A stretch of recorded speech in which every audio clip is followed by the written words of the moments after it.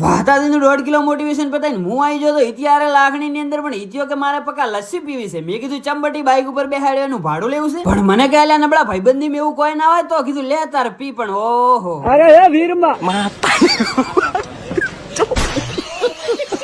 પણ નબળા જપી જાને શું કામ આબરૂના કોકરા કરે છે. ઘર ભેગું થાને તો મસદ મજાનો ગેર મારીને હેડતા થઈ જાય રોડે ને હોજ ટાઈમે આપણને મળી જાય કે મંચુરિયમ ના સ્પોન્સર. તો ભારકા પૈસે મસદ મજાનું મંચુરિયમ ઠપકારી નાખ્યું ને આ છે દીપક ચાવડા ને આર્યાઈ મેં બાબા ટિલ્લુ ભાઈનું ફૂલ ફોકેશન છે ખાવા ઉપર ને મને લાગ્યું છે તીખું, પણ મને ખબર છે કે નક્કી આ નબળાનો જ જીવ રહી ગયો છે. પણ ભાઈના પૈસાનું ખાઈને ભાઈને જ ખોટું લાગે એવું કીધું પ્રું એટલે પણ આપણા જેવા દેશ પથારી ફેરવે પીડા કેવી કોને યાર.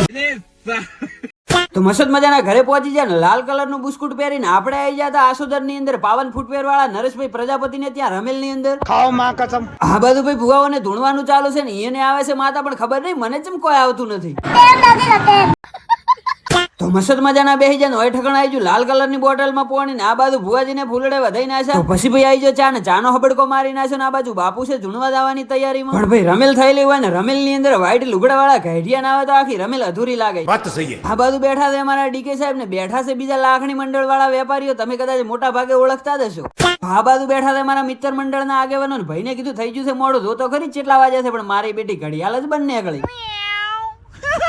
પણ ભાઈ બંધ નીકળી એનો તો વધો નહીં, પણ આ બાજુ ભર્યા રાવણામાં ટેણિયું જોઈ જોઈને બોલ્યું તો પણ નબળા શું કામ બંધ ડબલા પહેરી પહેરીને ધોડ્યા આવો છો?